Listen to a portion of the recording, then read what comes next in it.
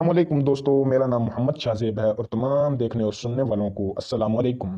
دوستو، آج کا ہمارا مسئلہ یہ ہے کہ آج کل گرمی کی وجہ سے کئی مرد ہاف ٹراؤزر، ہاف پینٹ یا نکر وغیرہ پہنتے ہیں، جس میں ان کے گھٹنے اور باز کی رانیں بھی نظر آتی ہیں، اور وہ اسی طرح لوگوں میں گھوم پھر رہے ہوتے ہیں۔ اور کچھ لوگ تو ویسے ہی فیشن کے طور پر ایسا کرتے ہیں۔ پوچھنا یہ ہے کہ کیا لوگوں کے سامنے مرد کا اس طرح کا لباس پہننا جائز ہے یا ناجائز؟ مرد کا لوگوں کے سامنے ایسا لباس پہن کر آنا جس میں رانے یا گھٹنے نظر آئیں ناجائز، حرام اور گناہ ہے۔ یہ لباس گرمی سے بچنے کے لیے ہو یا بطور فیشن، بہر صورت حکم ایک ہی ہے۔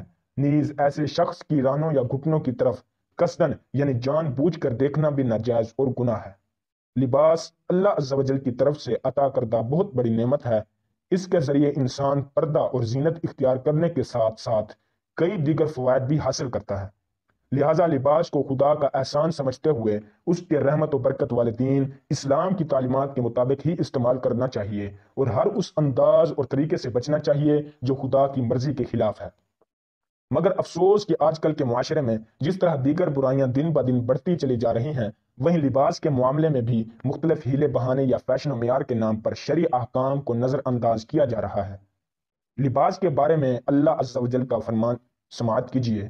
ترجمہ: اے آدم کی اولاد، بے شک ہم نے تمہاری طرف ایک لباس وہ اتارا جو تمہاری شرم کی چیزیں چھپاتا ہے، اور ایک لباس وہ اتارا جو تمہاری زیب و زینت ہے۔ بد نگاہی سے بچنے اور پردہ کرنے کے بارے میں قرآنی آیت سماعت کیجیے۔ ترجمہ: مسلمان مردوں کو حکم دو کہ اپنی نگاہیں کچھ نیچی رکھیں اور اپنی شرمگاہوں کی حفاظت کریں، یہ ان کے لیے زیادہ پاکیزہ ہے، بے شک اللہ ان کے کاموں سے خبردار ہے۔ اور اسی طرح جو لوگ دوسرے لوگوں میں بے حیائی پھیلاتے ہیں، ان کے بارے میں بھی اللہ عز و جل کا فرمان علی شان سماعت کیجیے۔ ترجمہ: وہ لوگ جو چاہتے ہیں کہ مسلمانوں میں برا چرچا پھیلے، ان کے لیے دردناک عذاب ہے دنیا اور آخرت میں، اور اللہ خوب جانتا ہے اور تم نہیں جانتے۔ مرد کا ستر کہاں سے کہاں تک ہے، یعنی مرد کو اپنا جسم کہاں سے لے کر کہاں تک چھپانا چاہیے، اس بارے میں کچھ احادیث پیش خدمت ہیں۔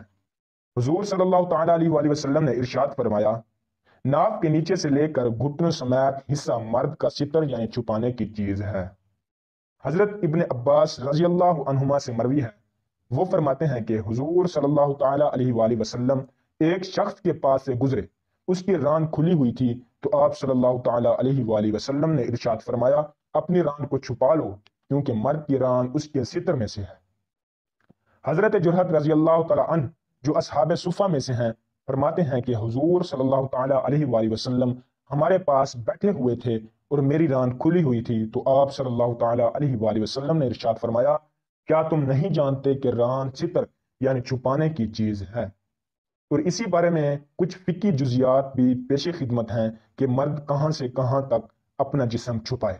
فقہ حنفی کی مشہور و معروف کتاب الہدایہ میں ہے کہ مرد کا ستر ناف کے نیچے سے گھٹنوں کے نیچے تک ہے۔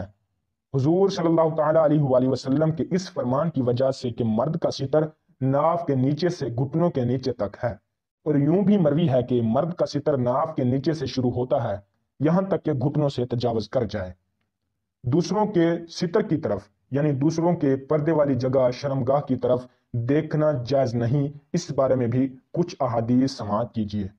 حضرت ابو سعید خدری رضی اللہ تعالیٰ عنہ سے مروی ہے کہ حضور صلی اللہ تعالیٰ علیہ وآلہ وسلم نے ارشاد فرمایا، مرد بھی مرد کے ستر کی طرف نہ دیکھے اور نہ ہی عورت عورت کے ستر کی طرف دیکھے۔ حضور صلی اللہ تعالیٰ علیہ وآلہ وسلم نے ارشاد فرمایا، بد نگاہی کرنے والا اور کروانے والا دونوں پر اللہ عز و جل کی لعنت ہے۔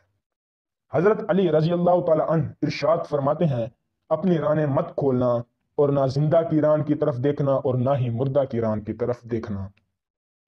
بد نگاہی کرنے والے کا گناہ کروانے والے کو بھی ملے گا، اس پر بھی ایک حدیث سماعت کیجیے۔ حضور صلی اللہ تعالیٰ علیہ وآلہ وسلم نے ارشاد فرمایا، جو کسی کو سیدھے راستے کی طرف بلائے تو جتنے بھی لوگ اس کی پیروی کریں گے ان سب کے برابر اس بلانے والے کو بھی ثواب ملے گا، اور پیروی کرنے والوں کے ثواب میں بھی کچھ کمی نہ ہوگی۔ اور جو برائی کی طرف بلائے تو جتنے بھی لوگ اس کی پیروی کریں گے ان سب کے برابر اس کو بھی گناہ ملے گا، اور پیروی کرنے والے کے گناہ میں بھی کچھ کمی نہ ہوگی۔ واللہ عالم و رسولہ عالم عز و جل و صلی اللہ تعالی علیہ وآلہ وسلم۔ انشاءاللہ ملتے ہیں ایک اور نئی ویڈیو کے ساتھ، ایک نئے مسئلے کے ساتھ۔ تب تک اپنا خیال رکھیں اور خوش رہیں۔ اللہ حافظ۔